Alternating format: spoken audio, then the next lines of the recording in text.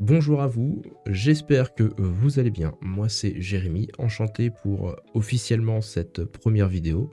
Alors de quoi on va parler sur cette chaîne? On va parler de jeux de cartes à collectionner, pas n'importe lequel, on va parler du mien, celui que je suis en train de concevoir, de créer actuellement. Je vais vous montrer les étapes justement de création de ce jeu de cartes à collectionner slash TCG, qui justement est en cours de création, mais vraiment from scratch, sans aide d'un gars lambda qui travaille à côté, à son compte certes, mais qui injecte des fonds pour pouvoir le créer à côté. Donc c'est vraiment un side business qui, je l'espère, prendra de l'ampleur pour être le business principal et fera kiffer des tas de personnes. Vraiment, j'espère vraiment que ce projet fera kiffer des tas de personnes.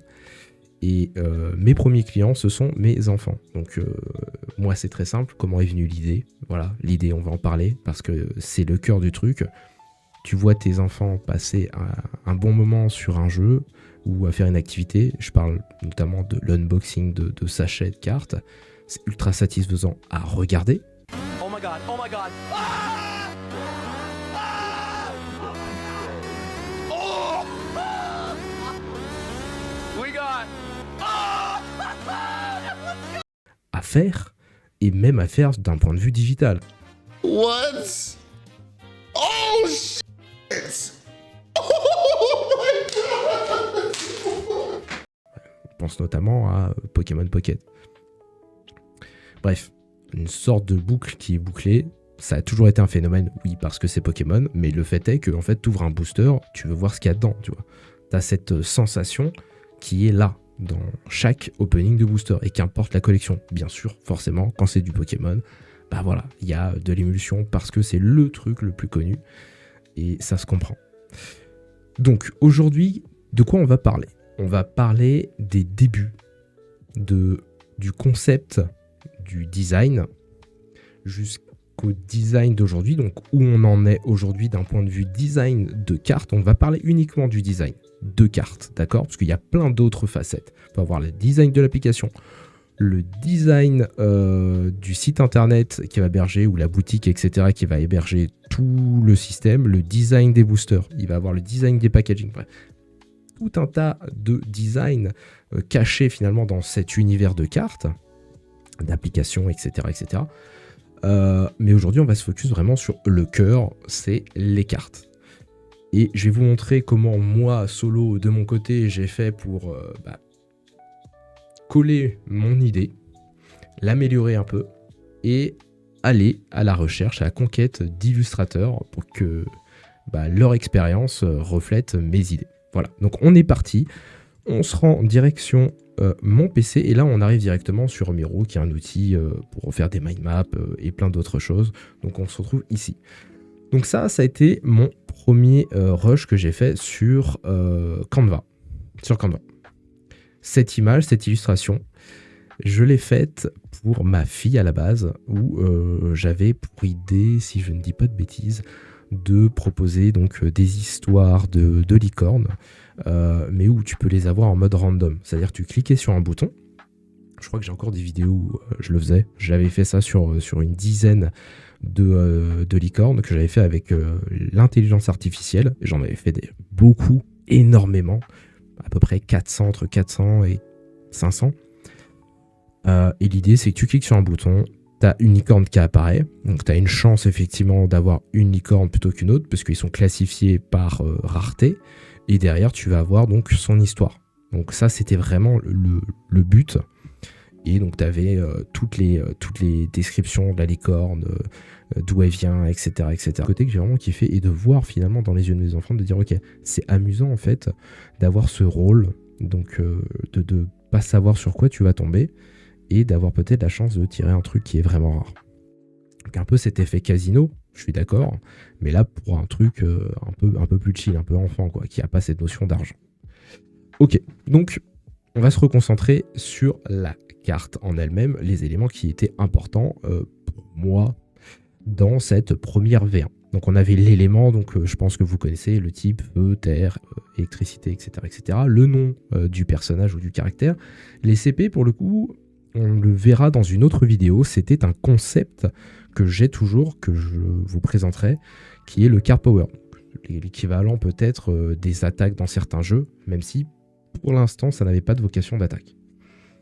Ici, on va avoir donc la position, donc le numéro de série de la carte, donc sa position dans le deck ou dans le booster qu'on vend. Je ne sais pas exactement quel est le terme, il me semble que c'est le numéro de série. Voilà. Le numéro de la saison ou le nom de la saison. La rareté, donc commun, rare, légendaire, épique, etc. Là, on va voir la date, slot queue et le nom de la collection. Slot queue, c'est le diminutif de l'entreprise que je souhaiterais créer une fois que le projet est lancé. Donc, slot queue, c'est le diminutif de Season Loot Quest. Donc, ça, c'est vraiment l'entité que je souhaiterais créer une fois que je pousserai le projet et pourquoi pas demanderai un financement ou que sais-je. Mais bref, une fois que tout ça est vraiment établi, créer une entreprise. Voilà. Pour pouvoir recruter des talents. Aussi simple que ça. Et puis, hop, monter le projet un petit peu plus en avant.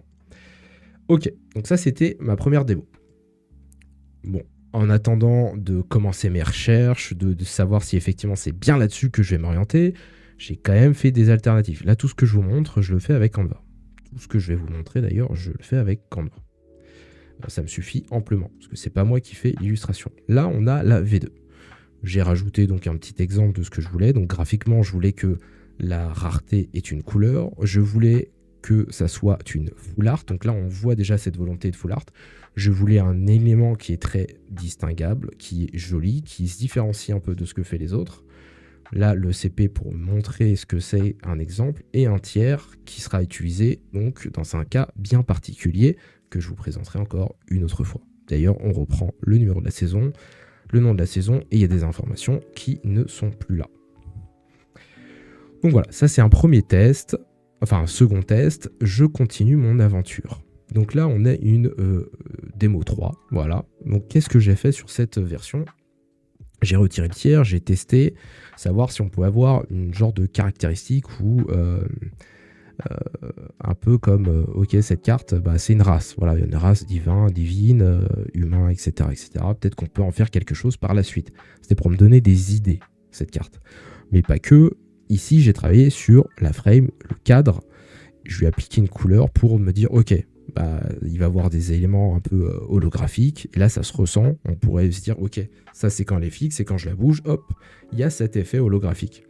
Ce que je voulais, c'est qu'effectivement des éléments sortent de la carte pour apporter cette notion de profondeur. Et là, j'ai un petit peu joué sur la texture. Ce que j'ai rajouté ici, c'est un logo que j'ai pris de Pokémon, parce que je ne l'ai pas fait, je ne sais pas faire des logos. Donc voilà, histoire de voir si ça pouvait matcher. Bon, j'ai pas trouvé ça fou, mais en tout cas, le test était là. Ça me permet en fait de pouvoir montrer, et on peut faire ce genre de choses lorsque je discute avec un professionnel. Donc je l'avais sous le coude. Là, on a la version 4. Dans cette version 4, on l'a plus orientée digital gameplay. Parce que c'est clairement pas une version printable que je veux comme ça. On voit qu'ici, on a les CP, les tiers avec un effet, parce que c'est un tiers perfect, un logo de tiers. On retrouve ici l'élément, le niveau de la carte. Donc là, c'est clairement orienté gameplay digital. Parce que vous verrez que j'ai brainstorm pas mal de trucs par rapport au projet. Derrière la saison 1, le nom de la saison et la rareté. On garde toujours ce schéma-là. Qu'est-ce qui s'est passé par la suite ? J'ai cherché un illustrateur et par chance, je l'ai trouvé assez rapidement. J'ai eu beaucoup de chance sur ce coup. Mais si vous souhaitez une vidéo où je vous montre comment j'ai fait, sur quel site je suis parti sourcer les illustrateurs, sur quel site j'ai déposé des annonces, quelles annonces j'ai mis pour les trouver et pour faire le tri, n'hésitez pas, demandez et je ferai une vidéo en toute transparence de ce que j'ai écrit et comment j'ai fait ma recherche. Donc j'ai trouvé un illustrateur, j'ai fait une première visio qui s'est très très bien passée d'ailleurs, chance à moi, et je vais vous expliquer la suite des choses. Les premiers personnages. Donc là, il faut savoir que ce qui était délicat à savoir pour moi, c'est cette notion, ok, là je fais rentrer quelqu'un dans le projet, un illustrateur, je suis un individu qui a son compte, qui n'est pas une entreprise, et donc je vais devoir payer des prestations pour un projet qui n'est pas encore sorti. Donc déjà cette première phase, il faut l'intégrer. Donc on n'est pas forcément sûr de ce qu'on veut, on essaye de chercher, de poser beaucoup de questions, donc c'est vrai que cette première phase prend un peu de temps déjà pour se rassurer et de se dire ok, on peut essayer déjà avec ça. Donc moi ce que j'ai fait, c'est que j'ai passé une première commande de 3 personnages. Et c'est ce qui s'est passé. Donc hop, donc là, on va voir le mood graphique. Hop, j'espère que vous le voyez bien. Donc des premiers personnages. O, donc là on a commencé vraiment par le type O. J'ai laissé le choix à l'illustrateur, qui s'appelle Dorian d'ailleurs. Voilà, je précise son nom. Salut Dorian. Et on est passé donc ce personnage est le premier, qui s'appelle Elio aujourd'hui. Donc il a un nom, ce petit bonhomme, c'est un humain.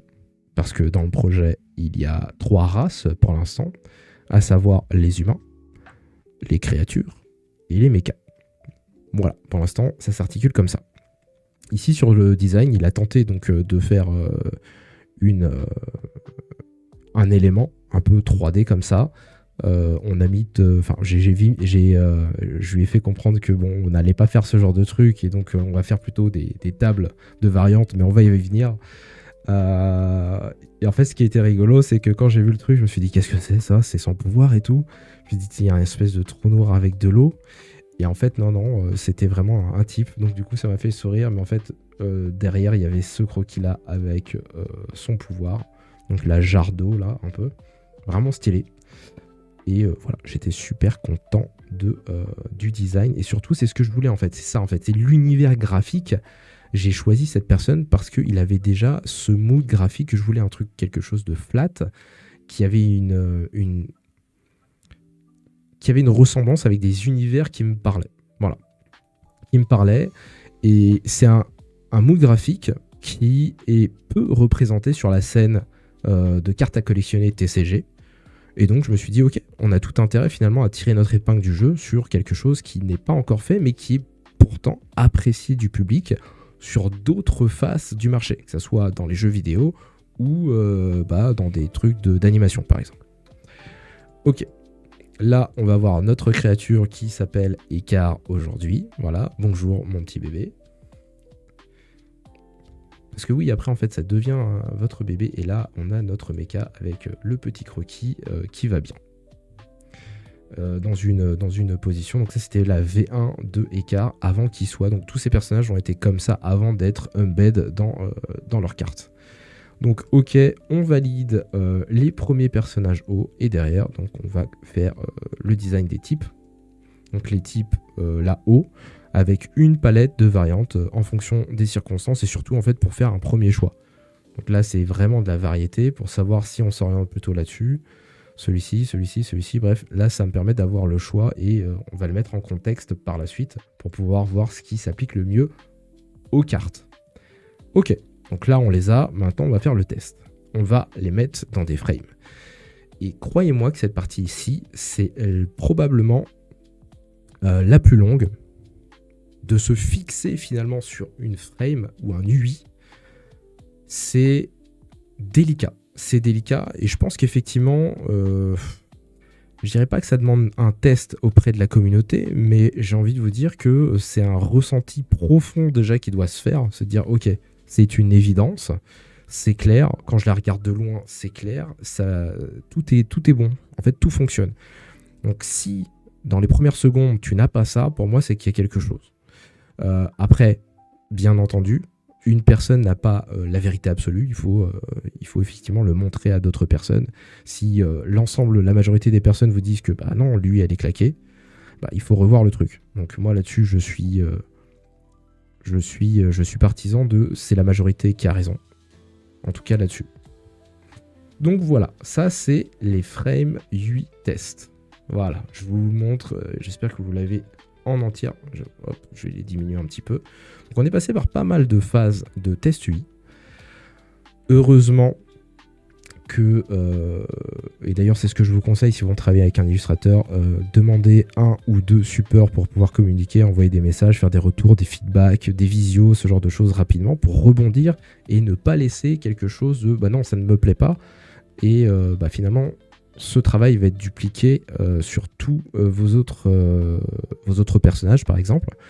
Et ça demande du temps et du coup ça vous est facturé également. Donc là ce qu'il faut faire c'est réagir rapidement, dire ok on fait une variante de test, ça c'est pas bon parce qu'il y a ça, donc là on est passé sur quelque chose de très fluide qui avait un lien avec l'eau, mais ça ne me convenait pas, c'était pas à mon goût, voilà. Là pareil ça faisait trop SF pour moi, trop SF même s'il y avait cette volonté de... C'était très joli en fait ce côté un peu brillant et cette texture que j'ai vraiment kiffé au niveau de la frame. Bon là tout de suite pas du tout, avec les bubules ça faisait trop kids, trop amateur, donc là on sortait vraiment d'un genre. Là c'est la même chose que celui-ci sauf qu'on n'a pas cet effet holographique j'imagine. Là trop dark, trop sombre. Ça irait si c'était vous savez les collections de cartes que vous recevez à Carrefour comme ça en mode voilà tu les collectionnes mais ça n'a pas une vocation à perdurer et c'est pas une marque entre guillemets. Donc ça irait très bien si c'était quelque chose de random simple. Mais là, non. Là, c'était pour faire, vous savez, sur les cartes Pokémon, il y a des effets texturés en bac. Donc ça, c'était un test pour savoir comment ça pourrait rendre. Ce que je précise, c'est que cet illustrateur n'a jamais travaillé sur des projets similaires. Donc il est extrêmement, extrêmement doué, bon pour tout ce qui va être illustration, que ce soit du perso ou du bac. Mais c'est vrai que c'est une première aussi pour lui de travailler sur des supports cartes. Par contre, effectivement, ce qui est cool, c'est que j'ai trouvé dans un timing qui fit parfaitement, parce qu'il en avait vraiment envie. Donc voilà, il apprend également, et côté UI, voilà, ça sent qu'il y a une progression et une volonté de s'améliorer. Mais on le verra au fur et à mesure. Là, on a déjà notre premier UI, où il y a un peu de finesse, il y a un peu de travail, hormis ces grosse partie qui extrude, qui donne effectivement un peu de volume, dont je ne suis pas fan, on a quelque chose. Pour transformer en fait ces bords un petit peu, enfin ces bords pointus et les faire correspondre à un univers un peu plus aquatique, ce qu'il a trouvé c'est effectivement d'arrondir les angles. On a maintenant notre petit logo d'élément qui vient ici et le nom qui va venir ici. Ça sont des éléments, on va dire, qui sont plus ou moins ancrés dans la position définitive de la carte, même si ces éléments-là, donc ce sont des éléments que je rappelle que j'avais demandé sur mes précédentes cartes, que j'ai demandé dans mes versions démo. J'avais demandé certains éléments qu'il a remis ici. Après, on a rediscuté de certains éléments que je voulais mettre. Donc, pour ça que vous voyez, par exemple, ici, enfin, je sais pas si on le voit très bien. Art, donc c'est l'équivalent de illustré par la personne qui l'a fait. Là, on a une version, donc la première version pour une illustration légendaire. Et là aussi, c'est encore une galère de savoir quel personnage faire, comment les faire et comment faire une différenciation graphique entre les raretés. Ça a été un travail, ça a été du test. Nous, on est parti sur une configuration comme quoi il n'y avait pas de sortie de carte pour les épiques. Et à partir de la légendaire, il y a donc ce full frame avec des sorties de cartes et des effets de cartes. Voilà. Donc ça, c'est ce qu'on a établi ensemble. Ça a été de la discussion. Ce que j'ai fait, et je vous le montrerai également si j'ai le temps, c'est que moi j'ai fait un doc avec des éléments. Ce que j'attendais, des éléments de ressemblance dans d'autres collections de cartes, que ce soit Yu-Gi-Oh, Pokémon, etc. pour les épiques, pour les légendaires, pour les mythiques, et 2-3 exemples pour ce qu'on va voir par la suite, les éveils. Désolé. Je suis malade. Donc là, la petite légendaire que j'ai vraiment kiffé en termes d'animation, d'effets, etc. Sauf effectivement lui qui venait un petit peu parasiter ce personnage et son effet.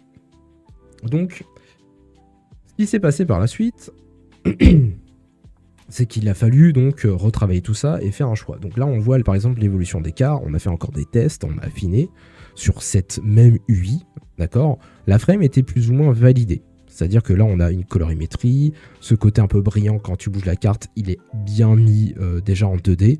Il faut savoir qu'après en print, voilà, ça va être quelque chose de brillant qui va jouer sur la texture.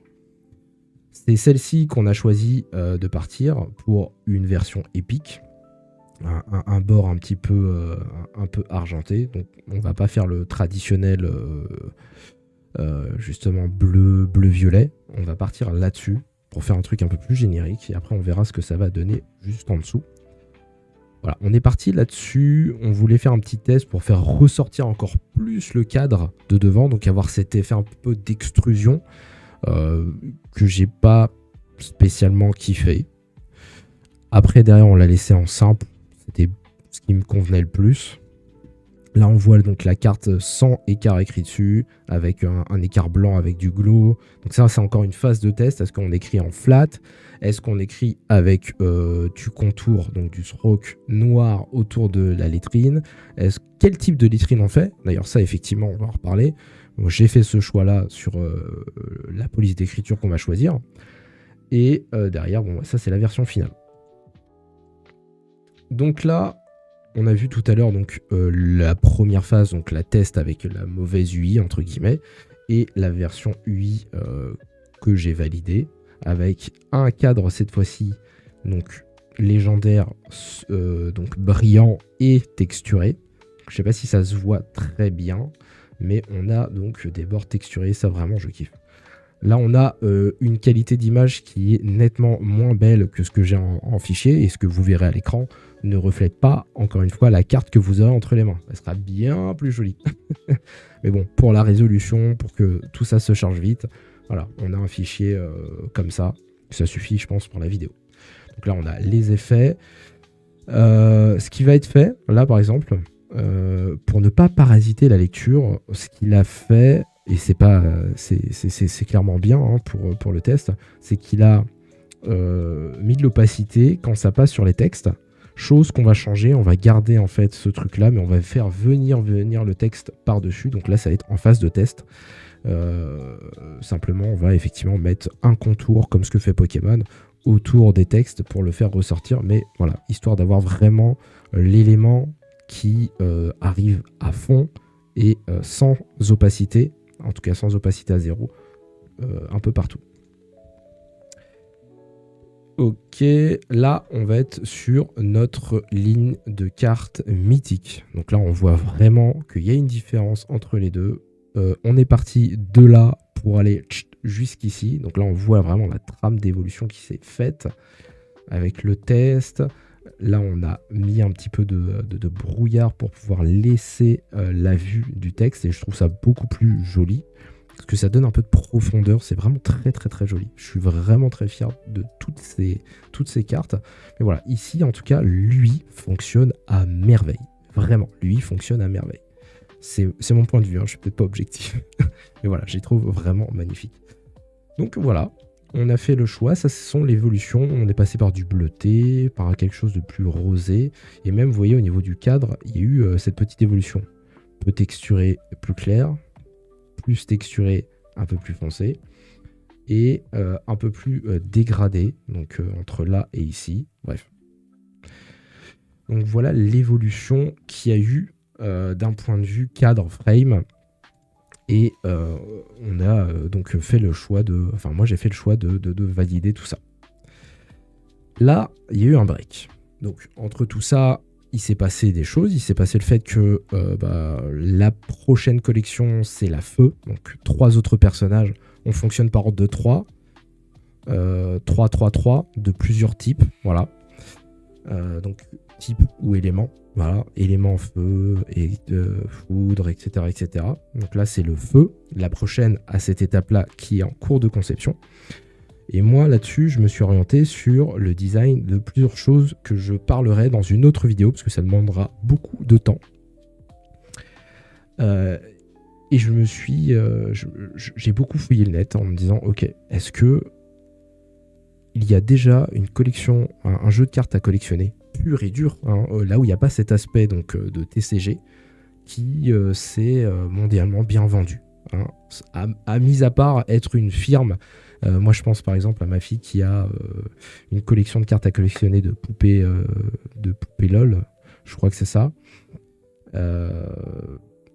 Voilà, il y a un univers déjà étendu, il y a des jeux, il y a des jouets, des jeux vidéo bien évidemment, il y a tout un merchandising qui est colossal et ça rentre pas en jeu. Non, moi ce que je voulais c'est trouver quelque chose vraiment pur et dur de la collection juste visuelle dans des boosters qui n'a pas vocation à faire des combats et à avoir cette notion donc de duel. J'ai peut-être pas assez fouillé. Je suis encore en veille, hein. Je suis encore en veille, surtout de ce qui se fait aux US. Je regarde assez régulièrement maintenant les outils de crowdfunding, les supports de crowdfunding, pour voir s'il y a justement dans ces catégories TCG, jeux de cartes à collectionner, des projets qui sont en fait dans cet ADN-là, que je n'ai pas trouvé pour le moment. J'en ai pas trouvé, en tout cas qui se vendent vraiment ou qui sont suffisamment connus pour en vivre et qui sont pas extrêmement nichés, je sais pas. Mais bon, je me suis dit, ok, est-ce que c'est bon de prendre ce risque-là ? De sortir quelque chose, je vais vous le remontrer, hein. Oui, je vous tease déjà ce qui va se passer en dessous. On arrive, on a une carte qui est certes très jolie, on a une rareté, on sait que voilà, c'est telle saison, etc., que après on l'aura peut-être pas. Mais est-ce que c'est suffisant ? Ça, c'est la grosse question que je me pose. Et c'est là que je me dis, ok, je manque d'assurance parce que j'ai une méconnaissance du marché, j'ai une méconnaissance finalement du public à qui je vais vendre. Et ça, en fait, il va falloir que je le sonde. Je ne sais pas assez de choses pour répondre à cette question. Et là, j'ai un point d'interrogation. Alors, j'ai deux choix. Soit je me pose. Je trouve le moyen finalement de faire ce sondage. Donc, ça peut être à travers de la pub, voilà, de la pub Meta, de la pub Google Ads, puisque je ne connais pas suffisamment de personnes pour que ce soit pertinent. Mais est-ce que ça sera suffisant ? Voilà, le but c'est finalement de payer pour faire de la pub, que les gens répondent à un questionnaire, voilà, en contrepartie de quelque chose. Par exemple, tu recevras un booster ou tu recevras tant de temps sur le produit digital, enfin tant de crédit sur le produit digital une fois qu'il sortira. Voilà une promesse qui peut être faite. Voilà, tu présentes le projet sur un site, etc. Il faut le faire déjà, le site. Mais il y a moyen effectivement de le tourner comme ça, ou juste un formulaire. Je suis en train de penser à la chose au même moment que je vous parle, donc c'est pour ça que c'est un petit peu confus. Mais voilà, il y a moyen de faire cette enquête moyennant un certain coût pour pouvoir avoir récolté de la data. Donc ça, c'est un moyen de le faire. Et encore, ça fonctionnerait que sur votre marché. C'est-à-dire que ce questionnaire reflèterait uniquement les personnes dans le premier marché que vous avez choisi. Si je choisis de le vendre en France en priorité, c'est le marché français que je vais choisir. Si je vais aux US, si mon marché c'est les US, je fais ce formulaire aux US parce que les mentalités ne sont pas pareilles, etc., etc. Donc deux choses différentes. Je me suis posé la question, je suis toujours pas sûr à 100% de moi. Mais qu'est-ce qui m'a fait choisir de tester quand même la partie TCG, même si je suis pas forcément à l'aise et que j'aurais apprécié finalement faire appel à un expert en game design par exemple, level design, je sais pas si je pourrais appeler ça comme ça, mais une personne qui puisse le faire pour moi en fait. Finalement cette partie, je me dis ok, mais c'est compliqué en fait d'avoir ce truc, ok, il fait combien de dégâts, d'avoir ok de la mécanique, tout ça. Je lui dis aujourd'hui on a quand même une force, c'est qu'on a des outils d'intelligence artificielle, pourquoi pas les exploiter? D'autant que, en discutant donc avec mon illustrateur, je me suis dit, attends, on est au tout début du projet. Il y a quelques personnages, pour l'instant il y en a 6. Ça doit pas être très compliqué de commencer progressivement à faire finalement donc ce socle de gameplay progressivement. Et puis au pire on peut ajuster justement rapidement. C'est la force qu'on peut avoir, c'est qu'on peut ajuster rapidement parce qu'on a peu de cartes. On va pas sortir comme Pokémon une première slave de 150 cartes et du coup c'est beaucoup plus difficile à maîtriser après. Surtout que bon voilà, on est une petite équipe, on n'est que 2 pour l'instant. Donc pourquoi pas. Donc voilà où j'en suis. Donc ça date d'il y a quelques jours, messieurs, dames. Donc là, on est sur un caractère feu. Oui, appréciez le design. Parce que, oui, il est magnifique. Moi, à chaque fois que je le regarde, je suis... voilà, c'est assez ouf. Je sens là le cœur, je dis waouh, c'est beau. Donc j'ai repris le personnage. J'ai demandé donc à mon illustrateur, écoute, donne-moi, parce que finalement à la base on avait la même UI, et j'étais convaincu qu'on pouvait faire mieux et je voulais effectivement tester cette partie TCG. Donc je lui ai dit, donne-moi tous les éléments, un par un, le bac, les effets, le contour, le personnage, et je vais voir ce que je peux faire. Donc moi je suis parti donc sur Canva. Je suis parti rajouter des blocs, donc ce qu'on voit par exemple là sur ce premier, le bloc latéral, les deux blocs latéraux, un bloc central, et j'ai mis donc des informations qui me semblaient pertinentes. Donc là ce que j'ai fait, c'est que j'ai regroupé plein de TCG, je me suis mis devant, et j'ai fait ok, qu'est-ce que je veux que dans mon jeu il apparaisse? Comment je veux que ce jeu s'articule et se fonctionne? Mon premier truc, la première chose que je me suis dit, je veux que ce soit simple. Je veux qu'un gamin de 8 ans puisse y jouer, qu'il puisse comprendre ce qui est écrit sans avoir une complexité de malade. J'ai pensé à plusieurs choses, plusieurs types de gameplay que j'aimerais d'ailleurs vous partager là tout de suite. J'espère que ça va pas faire une vidéo trop longue. Première vidéo, 1 heure sur la chaîne, ça va être inconcevable, quoi. Je vais dire, putain, personne va aller jusqu'au bout. Donc voilà, la première... le premier mood de pensée que j'ai eu justement pour ce projet, c'est est-ce qu'on pourrait pas tirer profit de tous ces jeux de merging, un peu à la TFT et d'autres jeux sur mobile où il faut, vous savez, merger 3 personnages entre eux pour avoir un personnage de plus haut tiers. Voilà.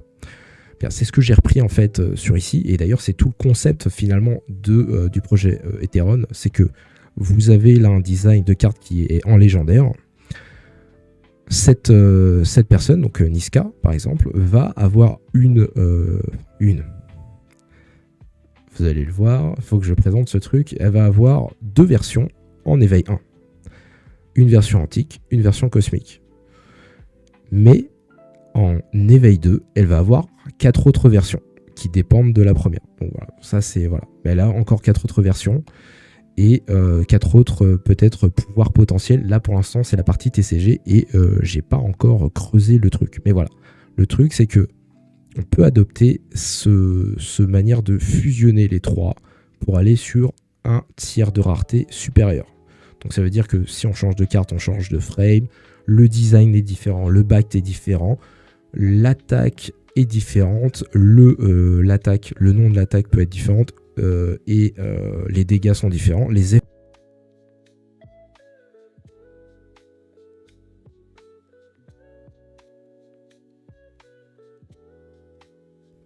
Ok, je me permets de faire un petit break sur ma vidéo et de resynthétiser ce que je viens de dire à l'instant, parce qu'il y a des choses que j'ai dites qui ne sont pas très claires, en tout cas quand je le dis et que je me réécoute, c'est un peu confus. Donc, vous avez donc les étoiles qui se situent en haut de la carte, où là vous avez basique par exemple sur celle-ci. D'accord ? Sur Niska, vous avez un basique. Vous avez 3 étoiles qui vont concerner l'éveil 1 et l'éveil 2. Dans ces éveils, il y a différents niveaux de rareté, mais qui sont tous basés dans des socles. Éveil 1, il y a 2 raretés. Éveil 2, il y en a 4. Qu'importe les raretés, là on va pas en faire allusion, mais ce que je veux dire, c'est que lorsque vous passez d'un éveil, votre attaque se complexifie ou augmente en attaque. Donc si on prend l'exemple d'incinération, admettons que vous êtes en éveil 1, vous avez incinération, je sais pas, expert, son attaque augmente et peut-être un cumul donc d'effets, par exemple rajouter un dot ou un dot au tour suivant, etc. Voilà, que ça puisse avoir un intérêt finalement d'éveiller pour chercher plus de damage, pour chercher plus de dot, pour chercher. Moi j'ai kiffé ce truc parce que c'est qui sont compréhensible intéressants, de des capacités intéressantes. Je ne vois laisse pas avec la suite de la également vidéo. pour l'instant. Merci Pour l'instant, je ne suis pas du tout convaincu qu'il faille avoir donc des énergies comme sur Pokémon, comme sur d'autres jeux. Pour moi, voilà, c'est simplement tu poses ta carte en poste actif. Voilà, pour le moment. Et puis tu attaques. Il n'y a pas cette notion encore de dés, il n'y a pas cette notion de jetons. Peut-être qu'effectivement pour complexifier au fur et à mesure, mais pas dans les premiers temps, on pourra rajouter des éléments, comme les talents et tout ça. J'ai déjà pensé à plein de choses que je vous présenterai sur la partie plutôt digitale, de ce que j'ai un peu brainstormé là-dessus. Mais voilà, le but, tu poses, t'as un deck, tu poses une carte, et tu vas voir aussi, et là je ne l'ai pas encore brainstormé, des éléments qui vont te permettre de tirer d'autres cartes, justement pour les prendre en main et puis les poser pour compléter. Mais voilà, il y a tout cet aspect qui est en brainstorming, donc je vais plutôt analyser ça, et je reviendrai en fait sur la partie gameplay, où certainement je ferai donc une vidéo dédiée, et suite à cette vidéo, ce que j'aimerais bien faire, c'est un live où on peut brainstormer en fait un peu là-dessus. J'aimerais bien avoir vos idées de personnes par exemple qui jouent à des TCG, qui peuvent jouer aussi sur Pokémon, qui ont des idées, et je vous expliquer en fait moi ce que j'aimerais, et vous ce que vous attendriez en tant que consommateur, que joueur d'un jeu TCG. Moi j'aimerais beaucoup faire ça, parce que finalement ça reflète beaucoup plus ce que le marché, ce que vous voulez, que moi dans mon coin. Voilà, vous aurez mes idées, mais voilà, le vrai truc c'est vous, c'est clairement ça. Qu'est-ce qui vous fait kiffer? Bon, sur ce design de la carte, on va voir donc basique. Basique, c'est la carte de base, non éveillée. Deuxième étoile, éveil 1, troisième étoile, éveil 2. Le nom, le nombre de points de vie, l'élément. Le nom de l'attaque, ça c'est parce que c'est une étoile, donc ça fait référence au basique. Ça s'incrémente jusqu'à éveil 1, éveil 2. Voilà, donc 3 étoiles pour l'instant. L'attaque, le nombre de dégâts. L'effet, voilà, avec la description. Sa faiblesse, donc il reçoit plus 20 dégâts contre un type O. L'artiste et du coup le numéro de série avec son emplacement. Donc PH1 phase 1, donc le projet phase 1, et quatrième carte, donc ça c'est le quatrième design de la phase 1. Très simple, et ici donc 2025 Season Loot Quest, le nom futur de l'entreprise qui aura le projet Etheron, que je n'ai pas dit depuis le début. J'ai réussi à tenir toute la vidéo sans teaser le nom du projet. C'est quand même assez fou. Et je viens de me rendre compte, en fait, quand je parlais tout à l'heure, je me suis dit, putain, c'est pas possible. J'ai pas dit le projet. Si, c'est le projet Etheron. Voilà. My bad. Là, on a une autre version où j'ai tout mis en bas. Voilà, c'est vraiment du test. Hein. C'est vraiment du test. J'ai repris ça. Je l'ai mis en bas. J'ai enlevé tous les trucs latéraux. J'ai fait, ok, est-ce que ça le fait? Est-ce que c'est stylé? Je ne sais pas. Je vais envoyer ça à l'illustrateur pour faire une visio et brainstorm un peu là-dessus. Pareil, là, j'ai retiré tous les blocs d'en bas pour voir si effectivement le fait de laisser le design pur, ça changeait quelque chose par rapport à celle-ci. Et moi, je vous le dis, hein, dites-le moi dans les commentaires. Moi, celle que je préfère, c'est celle-ci. C'est clairement celle-ci. Ça ne me dérange pas. On voit très bien en plus ici. Ça fait ressortir ça. D'ailleurs, ça, il faut que je pense que je fasse la même chose, que je mette un contour blanc pour qu'on le voie encore mieux. Mais moi, voilà. Cette première version, c'était mon bébé. C'est celle que je préfère. Dites-moi hein, si vous êtes d'accord avec moi ou si vous avez d'autres avis. D'ailleurs, si vous êtes totalement ailleurs, n'hésitez pas. Si vous préférez autre chose, ou si vous préférez même l'ancien UI. Derrière, donc suite à cette remise en question, mon illustrateur a été très réactif. Il m'a dit ok, vas-y, on part sur ce que tu as fait, et moi je le design pour mon contour. Donc je le refais en fait à la sauce du contour. Et donc là, ultra réactif qu'il est, il m'a fait donc des variants pour tester, pour que moi je puisse effectivement mettre les textes, voir si ça me convient. Donc là je vais remettre les mêmes textes sur les endroits où il me l'a embed. Ce qui est bien, c'est que vu que lui d'ailleurs il le retravaille frame par frame sur des outils dédiés professionnels, même si Canva en est un, on peut faire de très belles choses comme on le voit ici là avec ça se voit quasiment pas. Et ben, c'est quand même bien de le mettre sur un autre outil, surtout quand c'est pour du print derrière, donc à être imprimé, ou à vocation digitale, te faire digitaliser, etc. Donc là, on voit qu'il y a de la profondeur, on sent de la profondeur, et c'est ça qui est vraiment stylé. Ça rajoute un peu de complexité, on va voir ce que ça donne. On devra peut-être même enlever le black blur là, donc l'effet un petit peu dégradé de profondeur que ça fait. Ça je l'avais pas parce que c'était vraiment en pure flat. Ici je l'avais pas. Il me l'a mis. Donc on va voir si on laisse effectivement avec ce truc ou est-ce qu'on le retire. Et voilà. Donc là-dessus, moi je vais prendre toutes ces versions, je vais l'importer dans Canva, je vais reprendre mes textes, je vais les positionner, je vais l'exporter en PNG. Il va le tester sur les designs des cartes et il va me les montrer. On va se fixer justement sur une disposition donc d'UI, de texte. Et là, ça sera bon. Là, c'est bon. On a validé le positionnement. On garde ça, en tout cas pour toute la phase 1. Bien évidemment, quand je pense à plein de collections du type Pokémon ou d'autres choses, il y a de l'évolution qui est possible. Collection de cartes, ça peut bouger, ça peut évoluer en fonction des retours, etc. Donc, je ne suis pas figé en fait là-dessus. Mais en tout cas, je trouve que c'est un très très beau début. Et voilà où on en est aujourd'hui.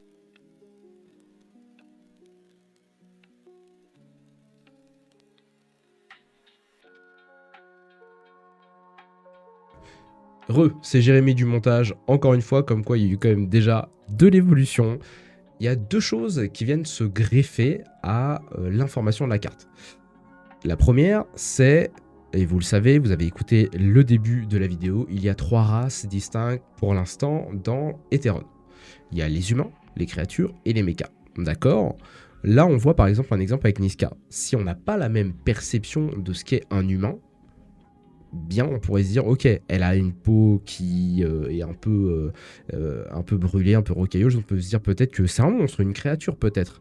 On n'a peut-être pas la même définition de ce qu'est un personnage, et peut-être que dans le futur, il y aura des choses qui sont un peu extravagantes, et il faut toujours garder en fait un truc sur la carte qui dise ok, ça c'est clairement un humain, comme ça il n'y a pas d'ambiguïté possible. Donc première chose, je vais vous montrer, hop, on va aller sur Canva, c'est... Est-ce que je vais l'avoir? Voilà, j'ai enlevé le cadre autour pour l'exporter auprès de l'illustrateur d'Orient. Donc voilà, il est ici mon style. Alors attention, ne jugez pas, pour l'instant c'est moi qui l'ai fait, c'est simplement pour illustrer et que derrière ça soit mieux fait, mieux fait à un stade professionnel. Donc là, je l'ai positionné là, sa position n'est absolument pas définitive, parce que je trouve qu'elle, limite, elle apporte un petit peu de confusion par rapport à son emplacement à côté des faiblesses. Mais bon, l'idée c'est que de dire ok, Niska c'est une humaine, il faut une icône qui soit reconnaissable de tous pour dire ok, ça c'est un humain et il n'y a pas de doute. Donc si jamais on lit un effet, l'opposant lit un effet et que ça doit toucher des humains et que ça fait plus de dégâts ou que ça fait des effets uniquement aux dégâts, et ben on saura que effectivement cette carte est un humain. Voilà. Donc ça c'est la première chose que je souhaite rajouter pour clarifier les choses et qu'il n'y ait pas d'ambiguïté en fonction des personnes. Autre chose, ce petit carré. Alors ça je l'ai vu donc, sur les cartes Pokémon et moi je me suis dit ok, à quoi on pourrait l'appliquer? Bien, c'est assez simple. Dans le projet actuellement, vous avez de l'épique, vous avez de la légendaire, vous avez de la mythique, et quand on va arriver sur les stades d'éveil, là ça se complexifie. Parce que dans ces éveils, il y a plusieurs raretés différentes. Et donc, il va falloir effectivement rajouter donc, des lettres, la première lettre ou un acronyme pour chaque rareté. Ce qui veut dire que le design de chacune de ces raretés, qu'importe si elle est dans un éveil 1 ou dans un éveil 2, sera différent. Voilà. Le cadre sera le même pour toutes les éveils 1, le cadre sera le même pour toutes les éveils 2, mais ça va changer et le design va changer également. Voilà. Donc voilà ce qui a changé depuis que j'ai fait la vidéo. Soit il n'y a pas très longtemps finalement. Il n'y a pas très longtemps. Donc voilà, le projet. Aujourd'hui, on a terminé. Il a terminé donc les 3 personnages que je ne vous montrerai pas. Je vous en ai montré avec la suite encore une fois. C'est la légendaire. C'est la dernière. Donc Fille du Feu. Voilà, je l'ai renommé. C'est moi qui l'ai renommé. Parce que derrière, oui, je vous ai pas parlé, mais il faut faire aussi le lore. Mais moi, j'aimerais tellement avoir une personne qui puisse le faire, une scénariste. Parce que c'est pas trop mon truc, moi, ça. Le fait de faire l'histoire, etc. Moi, j'aime bien, en fait, piloter, en fait. J'aime bien piloter tout ça. J'aime bien montrer, en fait, ce que je veux. Le démontrer aussi. Par exemple, par rapport à Canva. Ça, c'est ce que j'aime bien faire. J'aime bien articuler tout un projet, le construire, le bâtir, l'exposer. Pour le coup, ça, j'apprends. Voilà, c'est un apprentissage pour moi, c'est l'exposer. Et j'espère que ça vous aura fait kiffer, en tout cas, cette vidéo. Voilà pour aujourd'hui. Voilà ce qui se passe sur le projet Heteron. On a dit beaucoup de choses, il se passe beaucoup de choses. Tout ce que je viens de vous dire, ça s'est déroulé en plusieurs mois, entre le moment où j'ai trouvé l'illustrateur, mois de novembre. Aujourd'hui, on est le 24 janvier. Il s'est passé plein de choses, parce que c'est des choses qui demandent du temps, c'est des choses qui demandent à être validées, ancrées, pour pouvoir travailler efficacement. Lui, dessiner, créer des personnages, ça ne lui demande pas beaucoup de temps. Mais effectivement, le fait de devoir brainstormer, de se dire ok, est-ce que c'est vraiment là, d'être sûr, et ben ça effectivement ça m'incombe, ça demande du temps, et par la suite, une fois qu'on aura vraiment ancré ça, ça ira d'autant plus vite. Là, le seul plafond qu'il y aura finalement, c'est le budget, c'est tout. Donc c'est pour ça que très rapidement, une fois qu'on a un certain nombre de cartes, ce qui serait bien de faire, c'est tout simplement de faire une stratégie un petit peu de crowdfunding, ou surtout, de commencer à faire de l'exposition, de peut-être les premiers boosters, et de les distribuer, de se faire connaître finalement. Et ça, j'ai déjà ma petite idée sur comment on va pouvoir procéder. Mais en attendant, voilà, on en est après du coup 3 mois. Je reprends le screen face. J'espère que ça n'a pas été trop long. 42 minutes. Oula, beaucoup parlé pour une première vidéo. Mais en tout cas, j'espère que vous avez appris des choses, que vous avez kiffé le concept. Merci d'avoir regardé cette vidéo. Je vous remercie sincèrement, parce que c'est un projet qui me tient vraiment à cœur, que j'espère mener au bout, que je vais mener au bout. Et si vous souhaitez me soutenir, suivre l'évolution du projet, je vous invite à vous abonner, activer la cloche de notification, parce que j'espère me lancer de plus en plus vers de la vidéo. Et n'oubliez pas, réagissez dans les commentaires pour me dire vous, est-ce que vous aimez le design? Qu'est-ce que vous pensez d'une collection sans la partie TCG, donc sans cette partie de gameplay? Est-ce que c'est viable pour vous? Je vous dis à très bientôt dans une prochaine vidéo.